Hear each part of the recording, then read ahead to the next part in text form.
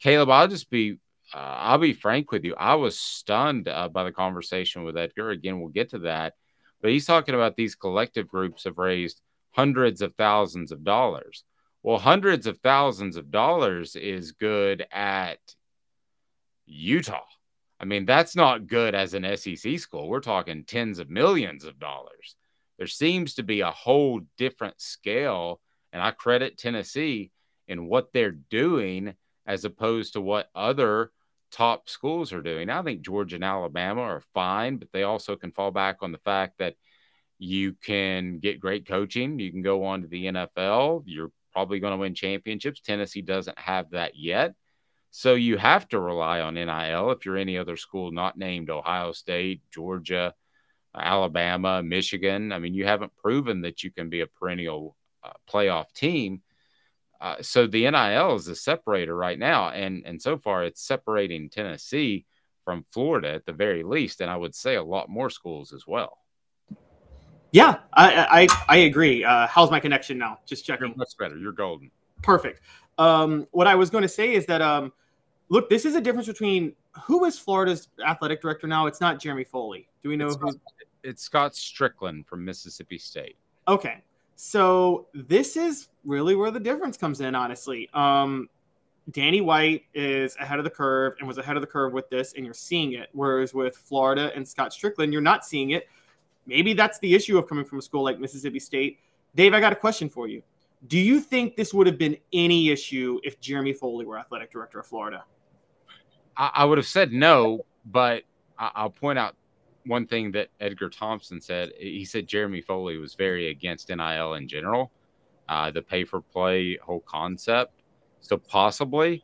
And then I'll offer this as well. Jeremy Foley did allow Florida to get way, way behind in facilities over the past 10 or so years. So I, at one point, thought that Jeremy Foley was hands down when they had Billy Donovan and they had Steve Spurrier and, they went on to Urban Meyer. I thought he was hands down the best AD in the country.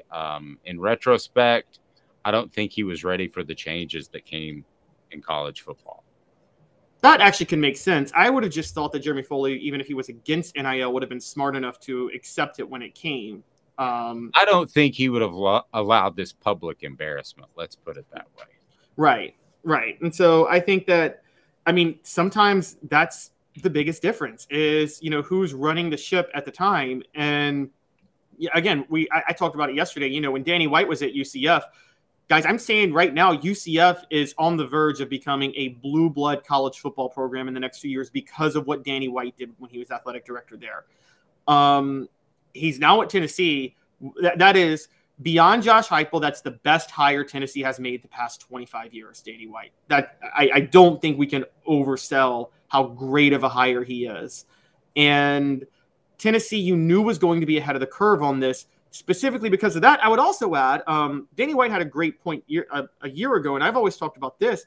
He said, and Dave, you know this, Tennessee's at its best not when they're clinging to tradition, which they have a tendency to do sometimes if you look back through history. They're at their best when they are the ones breaking tradition. Tennessee was the first or second school to have a black player on their team. They embraced Title IX in the 70s, which is why their women's basketball program became elite. When they fell behind was when they refused to move on from the single wing in football, or when they refused to put lights at Neyland Stadium, or when they refused to update their facilities in the 70s or go national in recruiting. Or over the past 10, 15 years, I would say one of the reasons they fell behind in football is they kept going for the pro-style football coach who's a great administrator and a great recruiter. And quite honestly, I think that Danny White has learned that they are at their best when they stay ahead of the curve. And Florida doesn't seem to get that yet. No. It goes so far as to there was uncertainty on signing day, the first signing day, which is really the significant one now, that reporters are sitting around waiting for Billy Napier to come to the podium. And the rumor that started to spread was that Jaden Rashada had not signed his letter of intent. And really, Florida would have been better off that day had he just not signed it and avoided this embarrassment back in December. But you are where you are, and I can't imagine what goes through a young man's head or a family's head when they're considering Florida, Miami, and Tennessee. So Miami has good booster money. I've been told that Tennessee has incredible booster money. I know. And then you've got Florida, who is somebody promised the guy $13 million. I don't know who that was. I don't know if Billy Napier was even aware of it, but that's almost worse. I mean, it would be almost better if the collective came to Billy Napier and said, sorry, we let you down. We couldn't come up with $13 million. But just to have this uncertainty of who was communicating with who seems almost worse to me, Caleb. They don't know what's going on. Who's calling the shots? Who's the chief? You're so right. It kind of reminds me of did you ever watch the Pony Excess, the story of SMU in the 80s? I've seen parts of it.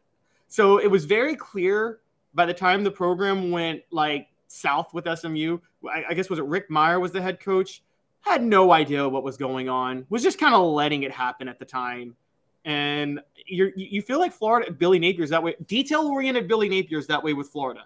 That is the criticism of him, because sick of hearing that term.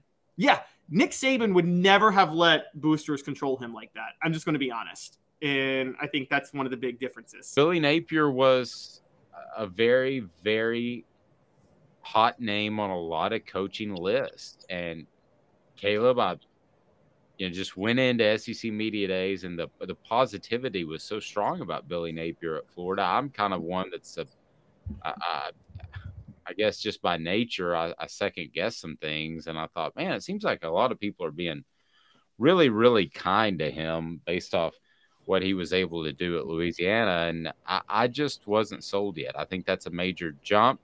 I think Florida, unlike the other big name programs, has issues from an administration standpoint. You talk about a long downturn, Smokey Red. This could turn into a long downturn of a head coach that's not prepared at this level.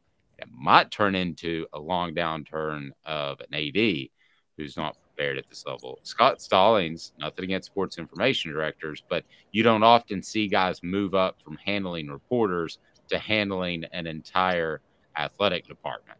That doesn't usually happen. As a matter of fact, I've never heard of it. I thought that was a really aggressive, strange, odd hire when Florida made that. He may do great. I like Scott on a personal level. There's just a lot of things you have to take care of other than getting the media guide together every year, Caleb. Yeah, and that's why I say Tennessee is in a unique position. I just went back and looked at history through Tennessee athletic directors. And I mean, I really believe that Danny White is the first athletic director Tennessee's had that thinks way ahead of the curve. Quite honestly, I think Mike Hamilton was a very standard AD, made, standard hires. Same with Dave Hart. And outside of Mike Hamilton and Dave Hart, and then a 6-month period with John Curry, most of Tennessee's athletic directors are former head coaches. I mean, let's even go back to somebody like Doug Dickey. Dave, let's be honest, was Doug Dickey like, you're talking about a former coach, but even you've talked about, he didn't even care to invest in the basketball program at all. Didn't care at all. Yeah. Was perfectly fine with Wade Houston watching soap operas during the day. Yeah, exactly. And so you have, and before Doug Dickey, you had Bob Woodruff, who was there for 22 years, who helped Tennessee get a bit ahead of the curve starting in the late 70s. But I know enough information to know that was really Johnny Majors pushing him. For those who don't know, Woodruff played for General Neyland in the 30s. And, most of Tennessee's history has been their athletic department being run by former players and former coaches, honestly. And it hasn't produced the best results when that's happened.